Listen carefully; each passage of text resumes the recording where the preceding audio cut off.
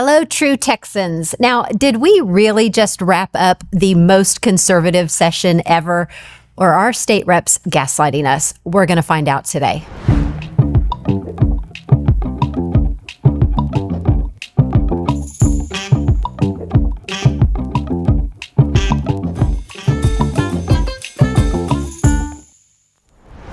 Well, welcome back to TTP at Home. We're glad you have joined us today because we have some really exciting things to talk about.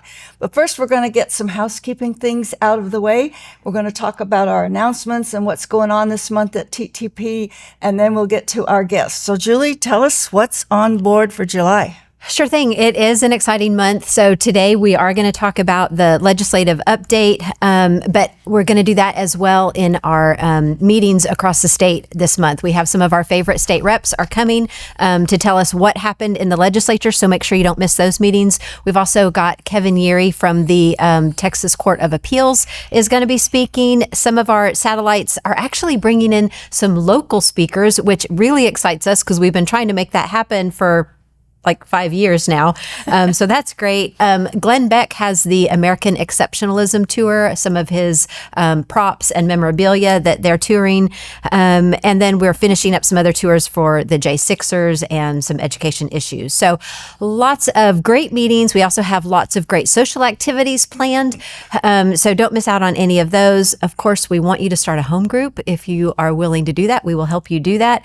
And then the most important thing I want to tell you about is July 19th. We have certified True Texan youth training going on in Plano. So make sure you go to our website and sign your kids up for that.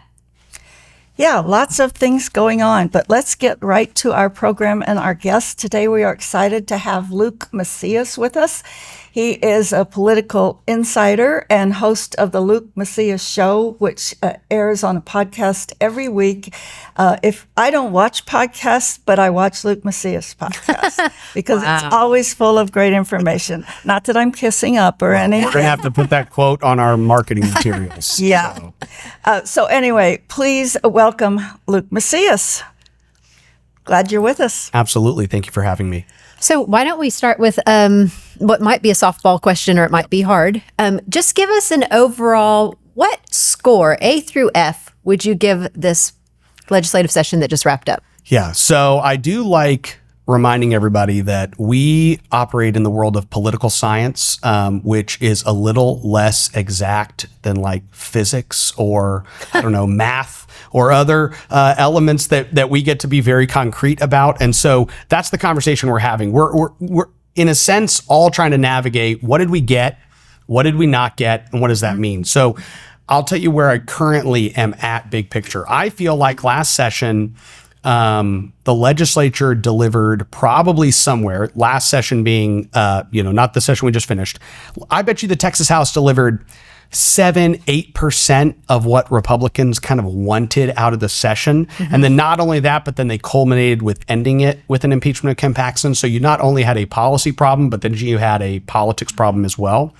And so when all of us, y'all and your groups and different issue groups said the legislature basically didn't do anything last session, that was true. Because yes, there were 1 or 2 or 3 things, the banning of sex change surgeries on kids being the biggest accomplishment. There were several things they did positively, but it was just so overshadowed with the monstrosity of a list of things they didn't accomplish. So I say that to say, let's compare what just happened to that. Okay. Because when we all went around the state and said, we didn't get anything out of the session, it was accurate, and because we had this very long list. So my rough grade is that instead of them delivering 7 or 8 or 9% of what we would have wanted, they delivered maybe 50% of what we would have wanted. And so you could grade that then several different ways, right? So you could say there was a 5-fold increase in the amount of conservative policy that came out of the session. Wait, I do want to make sure I understand. You're saying that in the 2025 session, we got like 50% of what we wanted? I'm saying in the 2025 session, I would say we get about 50% of the policy that we advocated for as a whole.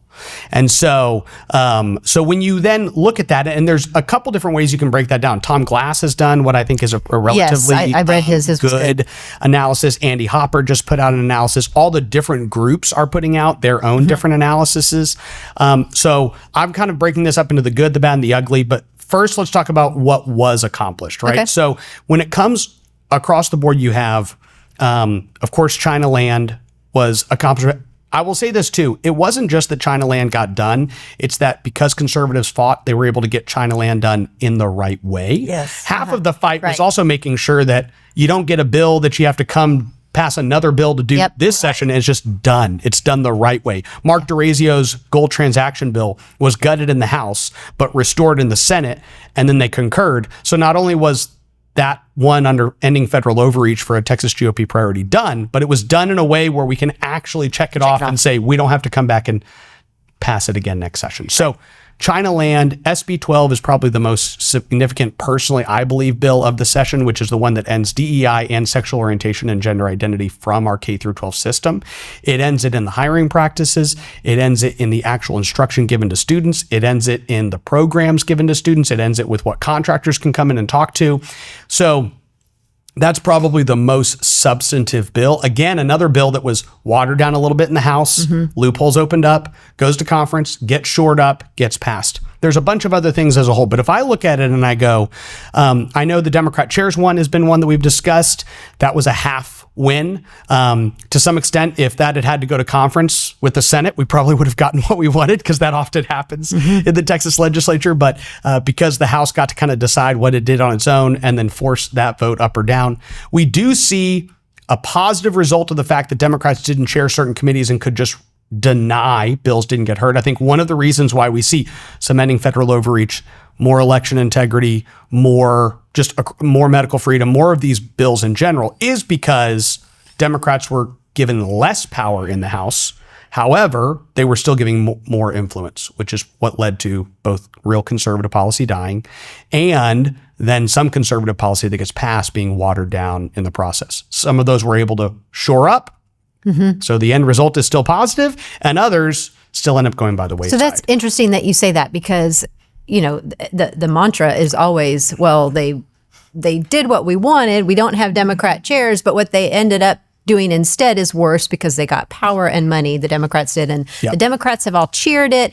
But what you're telling me is that in the end, it actually ended up better for us. Well, I would say it ended up better than last session and not as good as what most of the politicians will say it did. So, I mean, that's probably where we have to land, is say, okay, the question would be, was the committee process better this session for Republicans and conservatives than it was in 23? The answer is yes. Was it good that Democrats weren't chairing any of these committees? Yes. Now, did we need to give Democrats millions of dollars of staff? No. What is the consequence to policy when Democrats have that many more staff working on all these bills? We don't even know. Was the fact that they were given this influence in the committee process one of the reasons why a lot of bills ended up still not getting hearings, or they got hearings later in the process? Public health is a good example, where the Public Health Committee was hearing so many Democrat bills early on. Joanne Schaffner had a great bill that just said ivermectin can be bought over the counter, and it died on the very last day that bills could be heard. But that bill was in that committee for a very long time while they were hearing all these Democrat bills.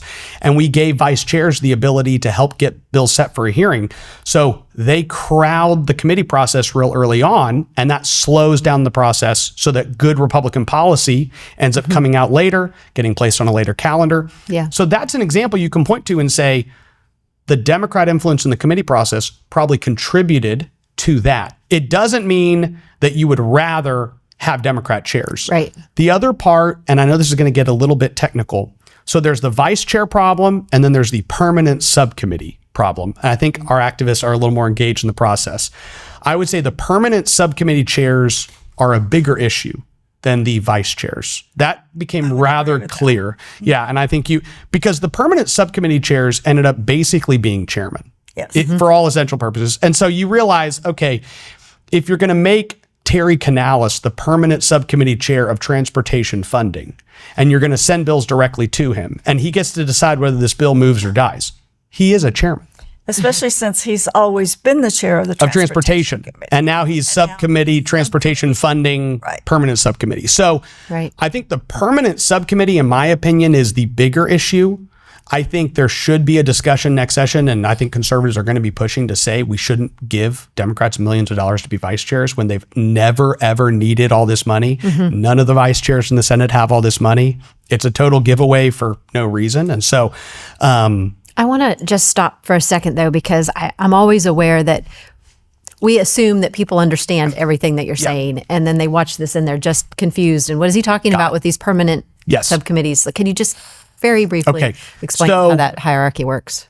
So Republicans for a long time have said Democrats should not chair committees. They don't chair committees in the Senate. They shouldn't chair committees in the House. What would have been best is for the House just to have a clean up or down vote on whether Democrats can chair committees. What ultimately got done is that a deal got cut with Democrats, and Jared Patterson said this. He got up and said, we've had a discussion and reached this agreement. We've negotiated it. So we're not making anything up. He said it. We've been talking to the Democrats. We got this deal. And so they said, we're not going to make you chairman, but we're going to mandate that every vice chair be a Democrat. We're going to give you a bunch of money for being a vice chair, which you don't need. So we're just giving away taxpayer money, millions of dollars to Democrats for no reason.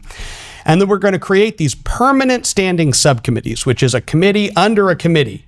So the real committee is chaired by a Republican, the big one, but then there's this permanent subcommittee that does exist and needs a chairman. And there's no requirement that the chair of that committee be a Republican, which means that many Democrats were then given those subcommittees. Some Republicans also were given those permanent subcommittees, but Democrats were as well. And what we saw as the session went on was that those permanent subcommittees, just kind of a fancy term, but they essentially were chairmen. And so that is definitely one particular area that I think Republicans and conservatives and grassroots will be talking about during the interim when it comes to that issue. So that's I would still say that is somewhat of a win. I don't know how to grade how much of a win it is compared to the last session, if I'm going to be honest. It's is it a 25% win? Is it a 50%? It's really hard. So you're saying to have placed them as subcommittee chair and vice chair is a win over them being just chair? Yes. Okay. But can we lay to rest the myth that it's Democrat chairs who historically have blocked conservative legislation? Because it isn't. It's Republican chairs mostly who block priority legislation because Democrats didn't chair those important committees like health and state affairs and education. It's always been Republicans, and they're the ones that have stopped priority legislation. Well, I would maybe argue that's one benefit to all of the standing chairmen being Republicans now, because if we want to rewind back, Dennis Bonnen put Democrats in charge of public health, Homeland Security, and public safety. So the Democrats were chairing committees that had abortion and guns under them, right? Grassroots conservatives all complain about that. So then what Dade Phelan did was he took the red meat issue committees and he said, Republicans will chair those, but I'm still going to give Democrats a bunch of power. But we knew we don't want them to have power even over the transportation and the local government stuff. So now where we're at is Republicans are chairing the committees. We are at least to the point to where when something dies, it's actually Chairman Ken King's fault, Chairman Gary Van Deever's fault, Chairman Andrew Chen Button's fault. So even that is a step in the right direction to acknowledge we can stop talking about these Democrat chairs. It's which Republican chairs killed which bills and how are we going to hold them accountable. So even that, to some extent, I agree with you. Last session, the session before, Republican chairmen were killing a lot of Republican bills. That was a talking point that a lot of people in leadership used against getting rid of Democrat chairs, right? Well, why do we need to get rid of Democrat chairs? We're not sending them the Republican bills. So taking them off the table to some extent is helpful. We need to still deal with the vice chair budgets and the subcommittee power, but it's a step in the right direction. From an overarching policy, when I go back to that 50% example, protecting Texas children, stop sexualizing Texas children. There wasn't one victory. There were multiple victories. I think 12 was such a monumental victory, in my opinion, that it was more beneficial than another 5 or 6 or 7 bills that passed. But I will say the defense to prosecution that teachers had, remember, we've talked about this for several sessions. To me, that's the the biggie. Huge Even more so than accomplishment. SB 12. Yeah. Friend, why don't you tell them what that is? Explain that. Yeah, that's HB 4623. It was Mitch Little's bill in the House, and it basically eliminates the immunity that school employees have for misconduct or outright abuse of children in the schools. We've seen so much of a history of an employee, a teacher, whatever, gets accused of some wrongdoing with a student, and they kind of cover it up and send that teacher on or that person on to another school because they have qualified immunity the way police officers do. So we have eliminated that now, and they don't get that immunity anymore. But I was disappointed that the bill that would require misconduct reported direct to law enforcement did not pass. Yep. Because I think that would have been another benefit to that. I think the TEA and the school districts still have an ability to cover these things up Yep. if they try really, really hard. And I remember during the hearing, Senator Betancourt had a report of one person that had been transferred 15 times to different school districts because of misconduct with students. And he was never punished. We call it passing the trash, Yes, right? Is the passing the political trash. term. And that's what Senator Betancourt was saying at that Yes. hearing. He goes, wait, I thought we passed a bill that was supposed to deal with passing the trash. We'd stop passing this stuff on. I'm looking at documentation saying they're clearly doing it. What Mitch Little's bill does is it says we're removing the sovereign immunity. The Senate, I would say, weakened that bill a little bit, making it harder to sue. But the fact that we've at least started to pierce, rip the veil or pierce the curtain or whatever the term is it holds the schools more accountable where they have to second guess their decision. They go, hey, you know what?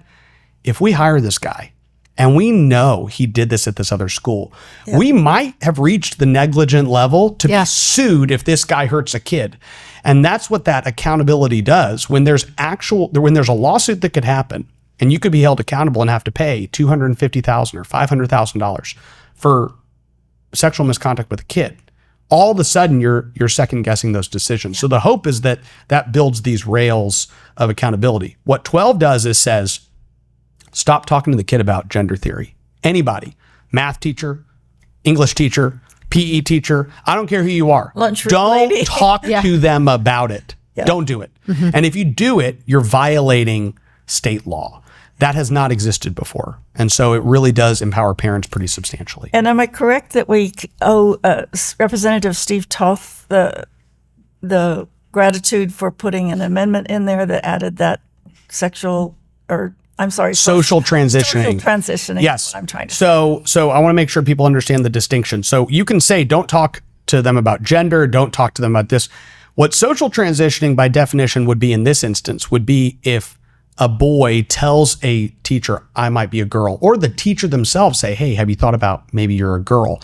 And then they participate in the social transitioning of that kid. So they start using female pronouns and then he goes and meets with the school counselor and their school counselor says, here's some things we can do to help you be more comfortable as experimenting with a female gender instead of the male that you were born with. And so or they say the gender assigned at your birth, right? This gets rid of all that and says, if you're in any way participating in the social transition of this kid, that is outlawed in the state of Texas in our school system.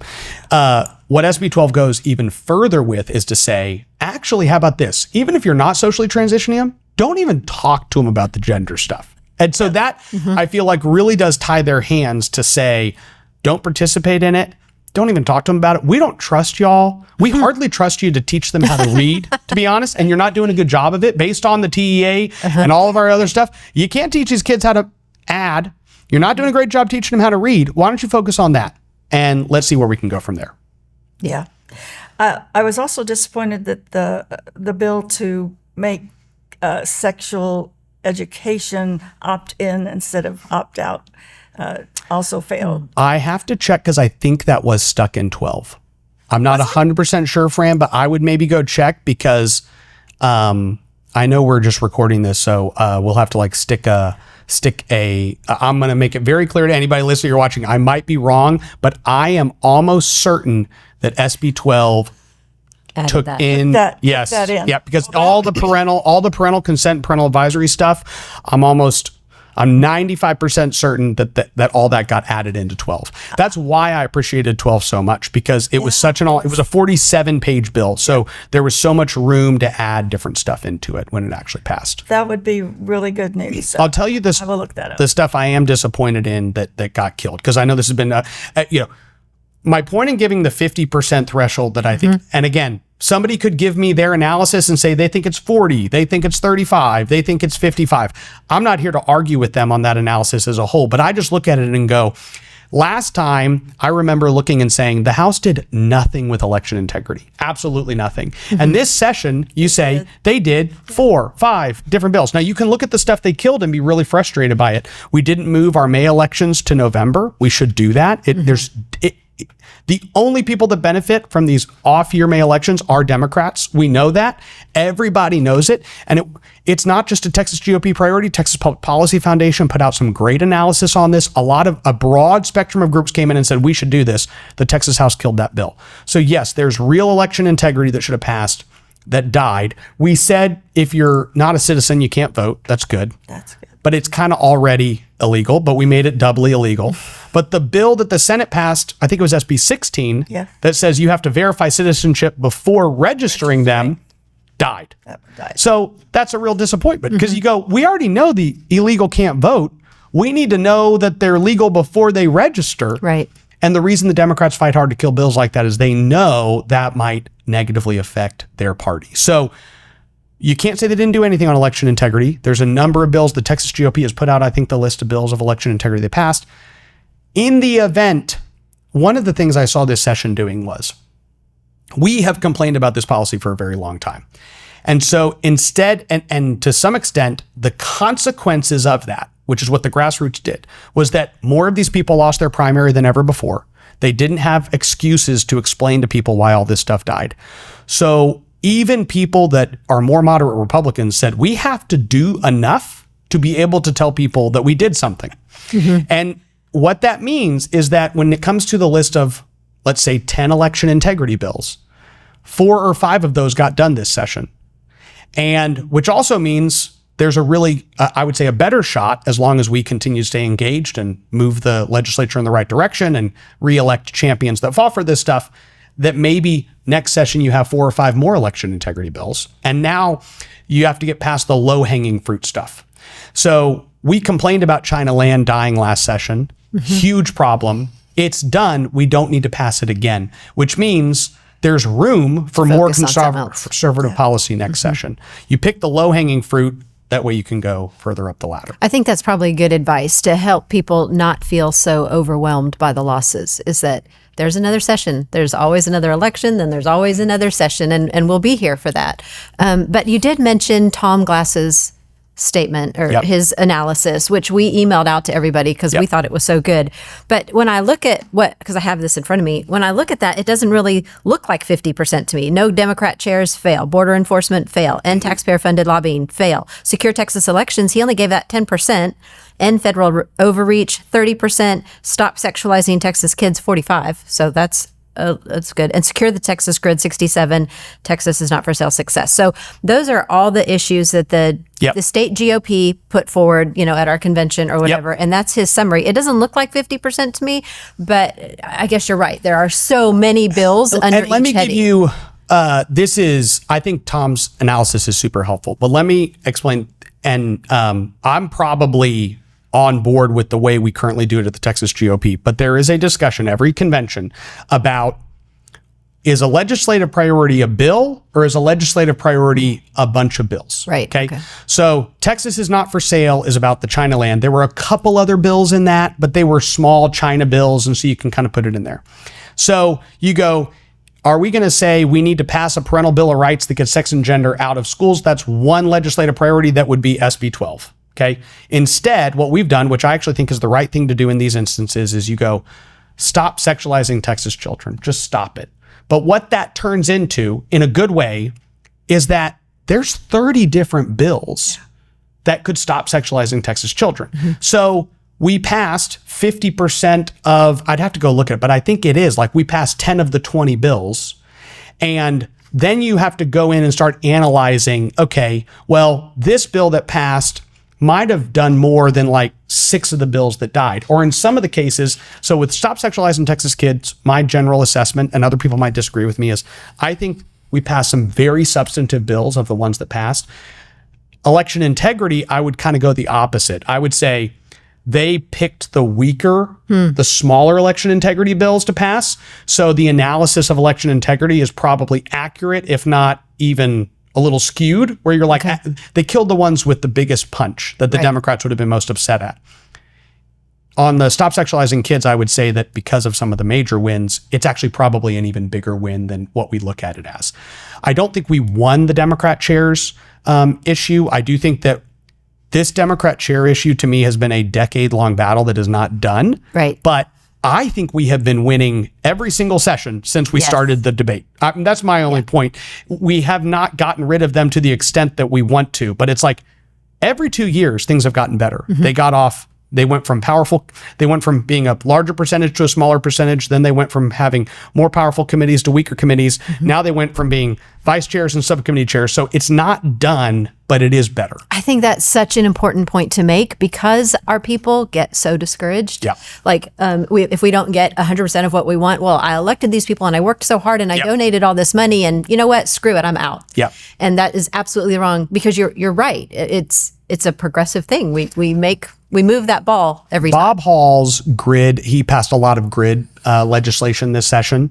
And by no means are we done. We still have a heavy dependence on green energy that we need to address. But when you look at that, these are some policies and things that Bob Hall has been working on for years. 10 years. I mean, I have been in meetings with Bob Hall and power companies a decade ago where they're like, we think these are crazy ideas. And yet he starts to accomplish some of the major victories this session. Such an accomplishment that we might not have to have securing the grid as a legislative priority next session. Doesn't mean there's not bills that could pass.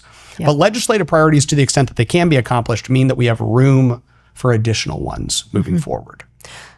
So I think that people might be like, okay, great, but the next session doesn't start for 2 more years and we needed this now. And I think the number one thing that they're going to say we needed now was property tax relief. 100%. So that I think is definitely the bad of the session. There's the good, the bad, and the ugly. In my mind, I've separated that into the good of, we've covered some of that. The bad is fiscal policy. And then the ugly is just obvious policy wins that should have happened that didn't happen. So when it comes to the stupid stuff, there you go. But the bad would be property tax relief, the budget as a whole. We've grown state spending substantially. We walked into this session with a $24 billion surplus. So we were in a good position to provide substantial amount of property tax relief and still grow government. That's what I explained to everybody. No, not a single. I'm not saying there aren't some conservatives. Bill Peacock would get mad at me if I said this, or Van Skin, but there are a couple people out there that say, I want you to take the government, cut it 5 or 10%, and then, completely eliminate property taxes tomorrow. Okay, great. But for the most part, what a lot of people were arguing for was a majority of that surplus to be given in property tax relief. 12.5, 13 billion, 15 billion of the 24, which means everybody who got money from the government last year gets the same amount, and you still have another 10 billion to give out to more people and more projects and more everything. Instead, what they opted to do was return about 6.8 of the 24 billion and spend the rest on a pretty substantial increase in government spending across the board. I think Fran named that. What'd you name this session? Something about big government, big spending. Big government. There was a lot of spending. And there was a lot of spending last session, a lot of spending the session before that. We've just been on a trajectory of a substantial amount of spending increases across the board. And it is increasing our reliance on property taxes. I mean, we are levying more property taxes every year. And you understand this as, an odor of different properties. It's like you're taking more of our money via property tax every year. And you'll even give this relief out, but you're getting more money because of all the building and the new development and all this stuff. And so even the little bit that is going down here and there is getting overshadowed with And we all know that. Like everybody can look at their pocketbook and know That's right. I'm not getting property tax relief. I'm no not. matter what your state rep comes home and tells you, it's not happening. Property taxes are this like burden, right? People walk around with it on their back. And so it's one of the hardest issues for politicians to lie to voters about. because they go and they go, hey, we gave you relief. And it's like, it's weighing me down. Okay. It's like, I'm walking around with it on my back. It hurts. My neck hurts. And it's just, I can feel it. I didn't get relief. And if they like reach in and take the smallest stone out of the backpack and they're like, doesn't that feel so much better? You're like, why are you this complaining? is so heavy. It's like, it really hurts my shoulders. They're like, you're welcome. And so that's the way it does feel for property taxpayers. I really hope that we can get on a better trajectory on that. And I think because I am a landlord, I have to mention to anybody out there listening that rents a house, if you don't speak up, you will never see property tax relief, because once again, all of the relief went to owner occupants. So renters get zero relief, and it goes, there's no cap. It just goes up and up and up. So they have to start speaking out. Nobody's lobbying for the renter, and they have to do it themselves. You are, Julie. I try. I'm one person, and most of the people in Austin hate me. So, I think that fiscal policy is definitely the bad of the session. Taxpayer-funded lobbying, an obvious win. The Senate passed what I would call maybe an 80% ban of what came out of the Senate, and the House did not move on that at all, even the 80% ban that passed in the Senate. And so, that's the one I consider my biggest personal loss of the session was SB 19. We've been working on ending taxpayer-funded lobbying for as long as I've been doing this, which was 2013. I think the bigger frustration too was Speaker Burrows and Chairman Ken King both signed a document called the Texas Conservative Commitment last summer, and they rolled it out as like their promise that they were going to do a better job before they were Speaker, before he was Chairman of State Affairs, and they both signed a commitment saying we will end taxpayer-funded lobbying. That has their signatures on it, and they're the only people that determine whether that bill moved anywhere, and it died. And so that's also frustrating to people that go, look, I'm not even the one who set this as something that could be accomplished. It's a Texas GOP priority. We've talked about it. It's like, guys, we're just showing you your signatures are on a document. You said you could do this, and it died in committee. It didn't even get a hearing. It didn't move. Huge frustration, an obvious win that could have happened. Yeah. So I want to put you on the hot seat, and you can just say, I don't want to talk about it or whatever. But something that comes to me, and Fran has probably heard it as well, is why is Luke suddenly cheerleading for Dan Patrick? Like, he did the dementia bill, he did the Hollywood, the Hollywood bill. That's the big spending we're talking about. So tell us your thoughts on what's going on. The wins that we got out of this session would have, 90% of the wins we would not have gotten this session if the Texas Senate had not taken a lot of conservative policy very seriously, very quickly.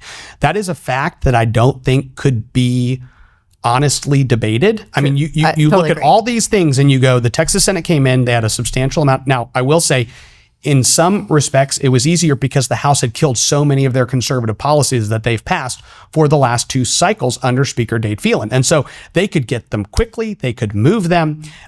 They also not only did that, but when the House watered down bills, the Texas Senate held them accountable and tried to strengthen those bills back up. That is not taking an over. So then if somebody takes that, and that's my observation of the session. So I look at this and go, I am incredibly grateful. And if we look at all of these wins on the board, you would not have them without a lieutenant governor and what has become an increasingly more conservative Senate that is willing to consistently deliver. Doesn't mean they do everything right. It doesn't mean they pass every bill that comes out of the Senate with a SB is something you should champion. So I think it's often hard for people to figure out, well, I'm mad at this chamber for a position they have on a certain issue. Okay, you might disagree with them. Now, I actually like the THC ban. There's a lot of people that don't like the THC ban. That could be a whole nother podcast on itself. Sure can. I probably don't need to go into that, but it's going, okay, you can disagree and you can be upset, but, and by the way, I don't support Hollywood subsidies. I don't think Hollywood subsidies were good for Texas. I had that position the entire session. I didn't think it should happen. I thought it was probably going to happen from day one. It was pretty clear to me, like, okay, House leadership wants this, the Senate wants it, the governor likes it. I don't think we're probably going to walk out of this session without Hollywood subsidies increasing. We already give them, by the way. They were just giving them more money than ever before. Don't approve that. Ultimately, my focus this session, and I think what we're all focused about, is how do we accomplish as much good conservative policy as possible and oppose the bad policy that we can try to kill. We have to at least admit that we were able to get more wins out of this session because a bunch of bills that we have complained about for the last 2 years dying passed. So you go, that's good. Now these ones died. Let's figure out how to get those passed. My view of the session as a whole is that, to answer your question, is that you would not have the list of victories. Now, I'm not sitting here, we're not talking about the most conservative legislative session that has ever existed in all of mankind, of the universe, of legislative bodies ever coming together and doing anything. That's where I think we could look at the way politicians will frame it. But I think it is so much easier for us to just say nothing good happened, right? And to some extent, it's almost a counter to the gaslighting that some politicians attempt. It's like the counterbalance. Well, if you're going to say this was the most amazing gathering of lawmakers that have ever gotten together in the history of mankind since the Garden of Eden, then I'm going to push back and say you didn't do anything. The reality is we got more wins than we've had the last several sessions, which also probably set us up. If we can focus on what didn't pass, I think we can shape. The reason they had to pass China land this session was because the grassroots, not because the business establishment and the lobby and all these people said, hey, y'all need to really get China land done. It's because every one of us went and said, why the heck did you kill China land? And they didn't have a good excuse, by the way. And a lot of them lost their primary because they didn't have a good excuse. So now we have to go in and say, this is what you killed. There are 19,000 children that are dying every year in Texas from the abortion pill. Why that bill died, I don't know. But ultimately, Chairman Ken King decided to kill it. I mean, I do know because Chairman Ken King decided to kill it. I don't know his motivation. That name keeps popping up. Ken King he really liked killing Republican policy. If you look at the bills he killed, and I'm working on a list, I just wanted to see it, pulled it together. So this is maybe a slightly more negative take, but I was like, I counted 50 or 60 strong conservative policies that died in the State Affairs Committee. Yeah. It was a worse State Affairs Committee than under Dade Phelan, in my opinion. It was the most liberal Republican State Affairs Committee you could have. And it led to the death of super obvious Republican policies that should have been done this session so we don't have to fight about them for the next 2 years. Right. That's frustrating. I don't know if that answers your question. I did my own analysis of 72 bills, and in the categories that fit the RPT priorities. I used Texas scorecards, consensus priorities. And I mean, my numbers kind of bear out the same thing you said. I looked at 72 bills, 35 passed and 37 failed. So that's about 48, 51%. Yep. But also on my list, I put reasons why they failed over and over and over. It's because Ken King. Well, Ken King really seemed to be pretty committed to killing as many Republican policies as possible. Very adamant about it. And Charlie Guerin was right there with him on that committee. 100%. Charlie Guerin, Drew Darby, Dade Phelan. You probably have, between Charlie Guerin, Drew Darby, Dade Phelan, and Ken King, these are probably 4 of the 7 most liberal Republicans in the House. I mean, it's really bad. And in order to get a bill out of this committee that a bunch of really good conservative policy goes to, you have to have agreement from all of them. So, the really liberal Ken King, Drew Darby, and Dade Phelan can go, okay, I'm good with that bill. And Charlie Guerin can go, I don't like it. And it's dead. So it's a real problem when you have to figure out how to negotiate with like 4 of maybe the 5 most liberal Republicans in the House. State Affairs was by far one of the worst, definitely one of the worst sore spots for conservatives this session. We are almost out of time, but I want to ask you about one more thing. And, if we put aside the number of bills that passed or didn't pass, or the number of priorities that got moved or didn't get moved, let's talk for a minute about the culture in the Texas House. It started off by Burrows getting elected as Speaker with mostly Democrat votes and a handful of Republicans, and then the whole shutdown on the passage of the rules resolution. And from my observation, Speaker Burrows has ruled the entire session with a very iron-fisted kind of attitude. You need to do what I tell you, or otherwise just sit down and shut up. What's your observation about how Burrows has handled the culture of the House this session? Well, the House definitely started off on a pretty rough note. Everybody knows that. It was the benefit, if I'm going to put a positive spin on it, is that we finally brought out the deals that get cut into the light. And I think that was one of the most substantive, transformative realities of the start of this session, is that we have all told everybody across Texas for a long time, they cut a bunch of deals with Democrats. That's how they have the power they have. And what we did was we said, if you're going to do this again, it has to be public and the people of Texas have to see it. I actually think that the reason that list that you have there is even 48% passed and 51, 52% fail, is because the people of Texas so clearly saw the problems that then the Republicans that cut the deals with the Democrats to get their power knew we have to figure out how to feed these people enough wins to try to keep the power we have. Like, they kind of knew this deal we cut can't just be, we can't rinse and repeat every 2 years. If we run the same play Dade, Field, and ran, the rest of us are going to lose, and then none of us are going to be here. So they made a calculated decision to say, we're going to bite the bullet and keep the power with the Democrats. And we're going to just shove the rules down because this is very early on in the session. And they're just like, we're not dealing with this. We already took that first vote. And then they go through the session and they're just constantly going, we have to let some conservative policy out that we killed last time. And because we had dozens of Republicans in the House that are more conservative than their predecessors, it drastically changes the culture.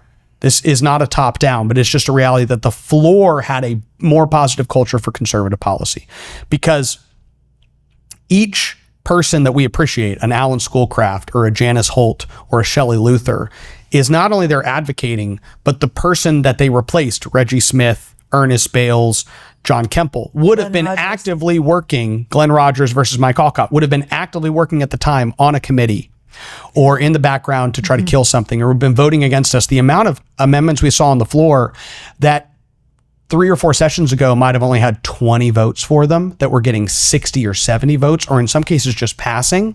The amount of policy that Brent Money and Mitch Little, all these guys offered as amendment that just passed. I'm sure you all saw that, yes, but we don't see that in the past. So you go, well, what does that mean about the culture of the Texas House? What it means is that conservatives, because they have worked so hard, and if we pull back, this culture will shift back, but people know they will be held accountable for the votes they take.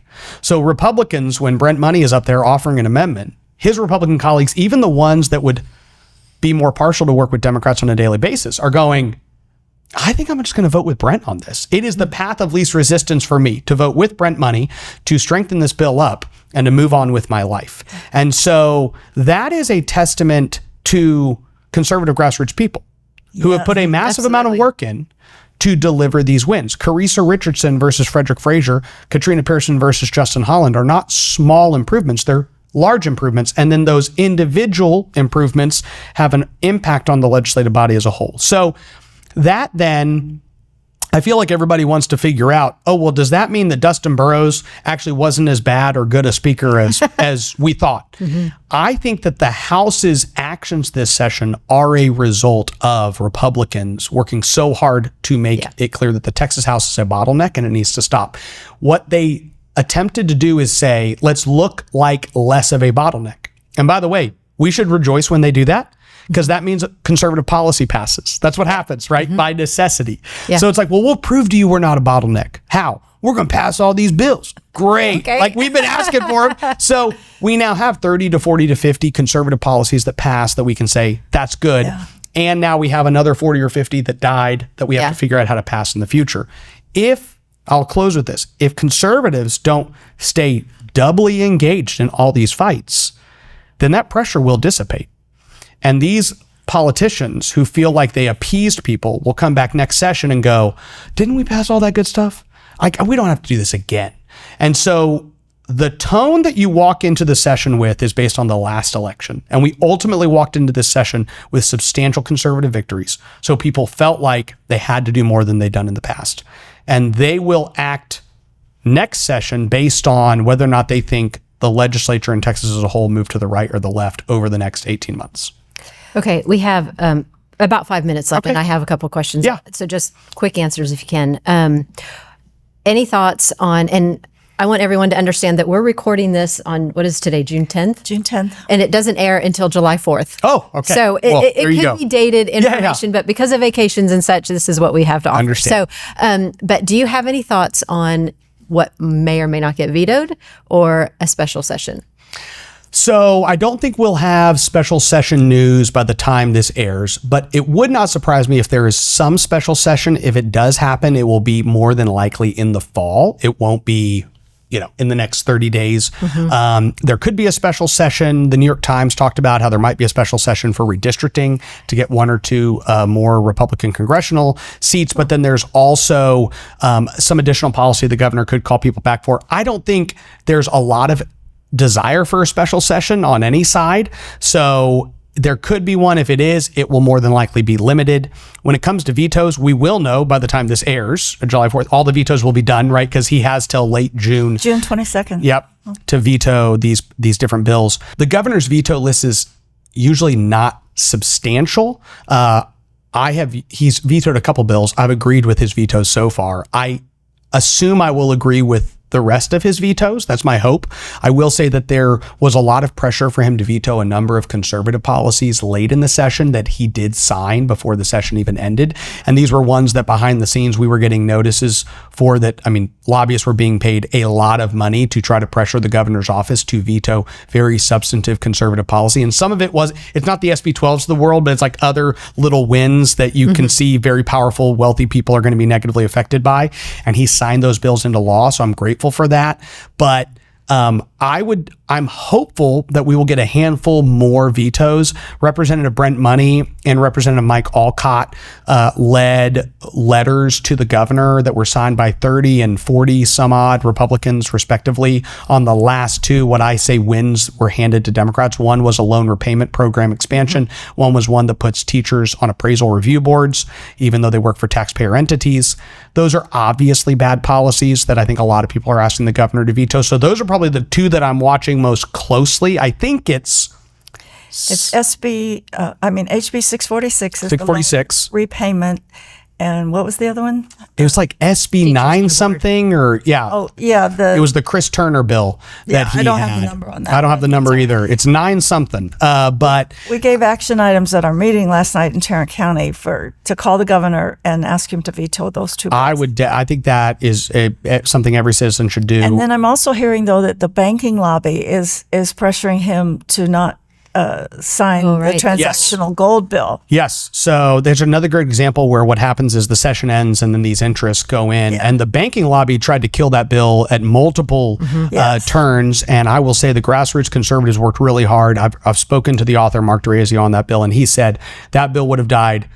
It had 5 different deaths that should have died, and it was all the grassroots pushing that just kept passing the next hurdle, getting it onto the floor, getting it to the Senate, getting it out of committee. All of those times the banking lobbyists were trying to, what I say is they put their finger on the bill and you have to rip it out every time. And that happened multiple times and then got to the governor's desk. My hope is that by the time people are listening to this on the 4th, Governor Abbott will have signed that bill. I think he will sign it. I'd be very surprised if he does not. Okay.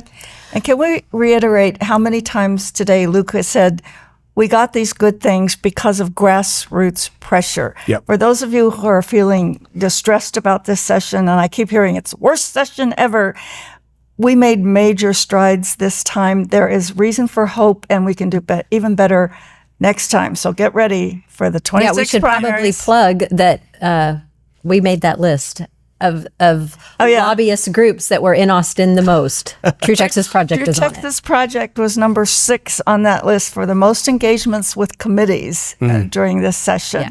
Yeah. We had 359 separate engagements, either registering or testifying. That's awesome. So I still have one question. No, go ahead. When we're out of time, so we have to race through this. But I want to look ahead to the primary. So we just had, the last election was amazing and we were all rejoicing. A lot of that was fueled by Paxton, which is not going to be an issue this time. So what do you just kind of use your crystal ball and tell us what I think it's really important for conservatives to make sure they keep the champions they have. That's always a top priority.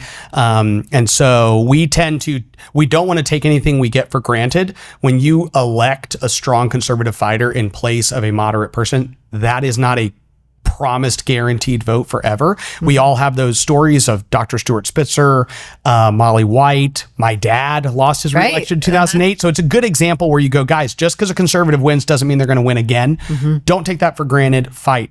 We have places like where Tony Tinderholt is now running for county commissioner and Cheryl Bean is the conservative replacement who he's endorsed to replace him. If you're in Tarrant County, that ends up becoming really important because you go, well, I'm about to potentially get a Republican county commissioner in place of a Democrat. That's a win. But if Tony Tinderholt were to be replaced by somebody who's really close to the casino lobbyists and other people like that, that would be really bad. And so that becomes really important. So you have keep the champions you have, a lot of these seats. And then, yes, you've mentioned people like Ken King and other Republicans. It is going to be a different set of issues that get talked about this session. And so we just have to stay focused on the quality of candidates that show up, making sure we don't lose ground, protecting all these champions that we're willing to fight and showing them that we have their back, making sure that any of these open seats are shored up. I think that across the board, and you do have a lot of Republicans, some Republicans in their district are still unsatisfied with the Republican who's representing them, and a lot of them are organizing. And that's the cool thing about having a statewide grassroots conservative organization. These people are organizing themselves organically to say, we want something better. So the primaries hopefully will always yield an improvement cycle over cycle. I think there's lots of reason for hope and optimism. Absolutely. So I really appreciate you sharing this with us. Fran, why don't you give them action items? Okay. First of all, your action item is to meet with your local legislator, your representative, and your senator. This is the time when they're going to, after they have a little vacation, they're going to be back in the field offices, and this is a good time to meet with them. Everybody thinks, I want to meet with my legislator during session. They don't have time for you. During session. So this is the time to do that. Secondly, recruit good candidates to run in the primary. If your representative is someone you're not happy with, find a replacement, back them, get support. Everything starts locally. So it's up to you and me as individuals. As candidates pop up, and they're all announcing right now, I'm hearing it over and over, either somebody's running for re-election or somebody's challenging an incumbent. Talk to these people, interview them. Don't expect to find everything you need to know on the internet about a candidate. Call them up and say, hey, let's have coffee. I want to see where you stand. They'll be happy to invite them to your True Texas Project meeting. And invite them to your True Texas Project satellite meeting, because we had a ton of them last night at the Tarrant County meeting. We probably had 15 or 20 candidates last night at that meeting, and they all come early and they all stay late so that they can talk to people. So. Right. All right. I think that's a good list. We all have a lot of work to do. Luke, thank you so much. It's always just brain overload when we get to talk to you. So we appreciate that. I appreciate your time. But for now, here's to Texas. And here's to True Texans. Thanks, everyone.